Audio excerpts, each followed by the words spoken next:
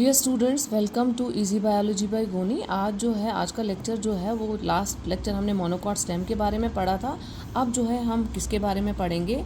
अब हम पढ़ेंगे एनाटॉमी ऑफ डाइकॉट स्टेम। इसमें हम क्या पढ़ेंगे कि इंटरनल डिटेल जो है डाइकॉट स्टेम की स्टडी करेंगे।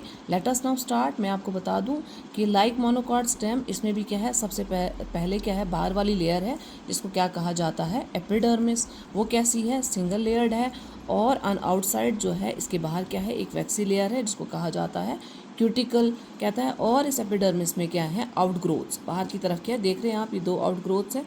इनको क्या कहा जाता है, एपिडर्मल हेयर्स, और कुछ ट्राइकोन्स भी होते हैं। उसके बाद बिलो द एपिडर्मिस, एपिडर्मिस के नीचे जो है एक लेयर प्रेजेंट है जो किसकी बनी है, कोलन कायमा की, ठीक है। और उस लेयर को क्या कहते हैं, उसको कहते हैं हाइपोडर्मिस। क्या कहते हैं? hypodermis. Below the epidermis are present some cells which are forming some layers, और उनको क्या कहते हैं, हाइपोडर्मिस। और वो किसकी बनी होती हैं, कोलन कायमा सेल्स की, ठीक है। ये कोलन कायमा सेल्स।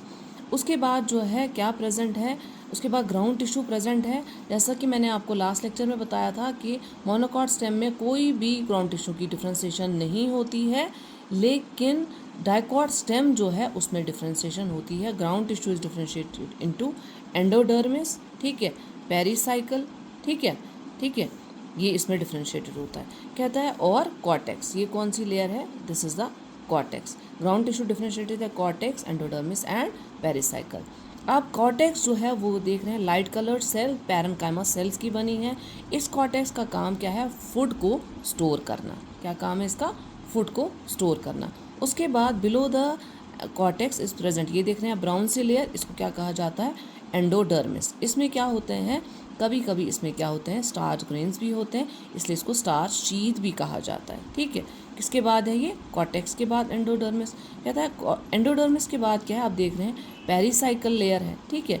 ये पेरिसाइकल, ये ब्लूइश, ये पेरिसाइकल लेयर जो है ये क्या हेल्प करती है, कहता है ये वो लेयर है जो क्या बनाती है, लेटरल रूट्स। ये जो है, ये पेरिसाइकल लेयर जो है ये क्या बनाती है, लेटरल रूट्स। ये नीट के एग्जाम में भी बड़ी बार पूछा गया है कि लेटरल रूट्स जो है कौन से लेयर से बनती है। आपका आंसर होना चाहिए पेरिसाइकल, ठीक है। उसके बाद वेस्कुलर बंडल्स मोनोकॉट स्टेम में कैसे थे, स्कैटर्ड, लेकिन यहाँ पे क्या है, they are forming a ring. कैसे? रिंग की फॉर्म में अरेंज्ड है। जैसे यहाँ पे दो ही बनाए हैं, यहाँ पे भी और होंगे, यहाँ पे भी और होंगे, यहाँ पे भी ऐसे ही और होंगे, ठीक है, रिंग की फॉर्म में, ठीक है। अब हमने दो आपको डिटेल में बताए हैं यहाँ पे। इसके वेस्कुलर बंडल्स कैसे हैं, मोनोकॉट स्टेम में कैसे थे, कंजॉइंट, यहाँ पे भी कंजॉइंट हैं, कैसे हैं, फ्लोएम साथ है और जाइलम साथ है, कंजॉइंट, कोलेट्रल, जाइलम अंदर की तरफ है, फ्लोएम बाहर की तरफ। लेकिन यहाँ पे क्या है, एक लेयर देख रहे हैं आप, ये लेयर है which is called as cambium. इसलिए इसके वेस्कुलर बंडल्स को क्या कहा जाता है, ओपन। क्या कहा जाता है, ओपन। लेकिन मोनोकॉट स्टेम में क्या थे, कोई ऐसी लेयर नहीं थी, इसलिए उनको क्या कहा जाता था, क्लोज्ड। अब इसी लेयर की वजह से जो है वेस्कुलर बंडल्स क्या करते हैं, they help in secondary growth of plant. इसका मतलब है डाइकॉट स्टेम जो है उसमें क्या होती है, उसमें सेकेंडरी ग्रोथ होती है।